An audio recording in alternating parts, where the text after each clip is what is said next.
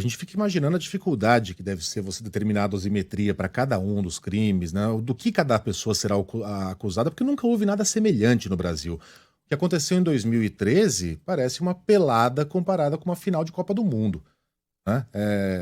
É algo realmente inédito. Então você tem o cara que invadiu e quebrou tudo no palácio, você tem o cara que não invadiu, mas ele estava protestando a favor de golpe de Estado, que por si só já é um crime. Você tem o cara que com microfone de rádio ficava incentivando guerra civil.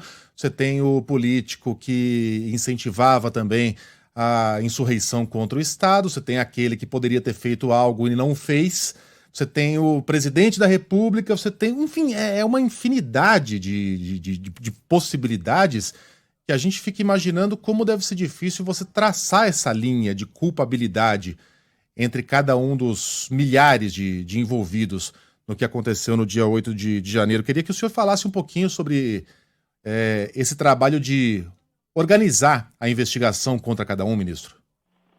Você tem inteira razão, é uma exigência do Código Penal. Bom, primeiro da Constituição, que trata da chamada individualização da pena. Nós temos o próprio artigo 29 do Código Penal, que trata sobre essa necessidade da dosimetria, como você alude, nos termos do artigo 59 do Código Penal, ser feito na medida ou proporcionalmente à culpabilidade de cada um. Por isso, o cuidado da investigação que é conduzida pela Polícia Federal, no sentido de fornecer elementos ao Poder Judiciário que mais adiante, daqui a algum tempo, possibilite essa justa aplicação da resposta penal, né? Nós não queremos vingança, retaliação, justiçamento, nada desse tipo. Temos todos os cuidados que a lei manda. Agora, como você diz, é algo inédito no Brasil e, por isso, essas dificuldades que estão sendo vencidas. É importante a sua pergunta no sentido de mostrar que, mesmo a incitação já constitui crime. Tem gente que pensa que é videogame, que é TikTok. Não. Quando você incita publicamente alguém a praticar um crime, você está incorrendo no artigo 286 do Código Penal. Quando você incita animosidade entre as Forças Armadas ou contra os poderes constitucionais, as instituições civis, você está cometendo o crime tipificado no parágrafo único no artigo 286. E nesse caso das Forças Armadas, é curioso dizer, lei sancionada pelo ex-presidente da República, Jair Bolsonaro. Não foi uma lei que nós inventamos. Quem aprovou essa lei foi exatamente o ex-presidente da República, Jair Bolsonaro. E nós temos todo esse acervo de crimes contra o Estado Democrático de Direito que explica, inclusive, uma circunstância. Muita gente perguntou, mas a pessoa só estava ali na esplanada, ela não entrou e não quebrou nada. Ocorre que ela estava participando numa tentativa de depor um governo legitimamente constituído. Isso está no Código Penal, artigo 359, L e M. Então são crimes, esse é o ponto. Então eu lamento que seja esta quantidade de pessoas, lamento que sejam pessoas até eventualmente sem antecedentes criminais graves.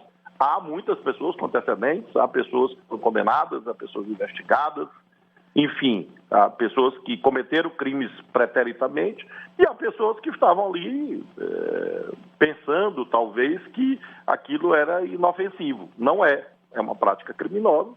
Infelizmente, tivemos que garantir que a polícia agisse e agora haverá os julgamentos perante o Poder Judiciário. Ministro Flávio Dino, à medida em que essas pessoas estão sendo identificadas, já é possível a gente afirmar que há entre eles muitos funcionários públicos. O Estado brasileiro vai responsabilizar também esses funcionários públicos? E se vai fazer isso, esses funcionários também estão ali sujeitos a perder os seus cargos?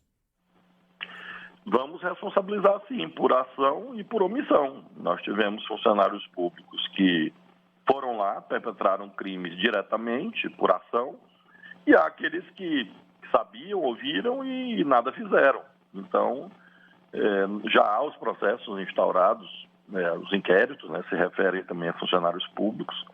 Nós temos também os chamados IPMs, os inquéritos policiais militares, que aí se refere a militares, tanto perante o Distrito Federal, quanto perante o Ministério Público Militar da União, em relação a militares federais. Então, há essa preocupação, sim, de garantir que haja isonomia e já há pessoas respondendo a ações de reparação de danos, porque é importante frisar isso, são milhões e milhões de reais do povo brasileiro que estão sendo despendidos para isto.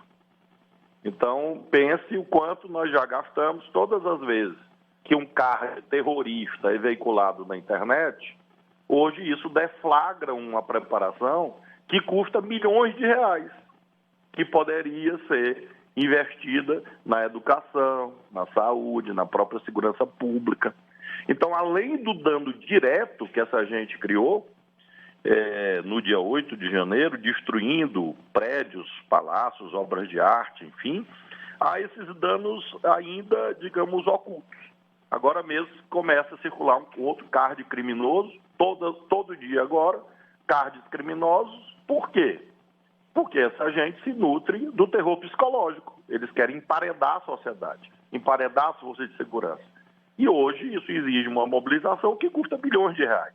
Então há um custo do terrorismo que deve ser iluminado e, ao mesmo tempo, claro, as respostas devem ser previstas na lei, inclusive há, evidentemente, essa possibilidade de perda do cargo nos termos do artigo 92 do Código Penal. Então, sim, existe essa possibilidade, espero que ocorra em razão da gravidade dessas condutas.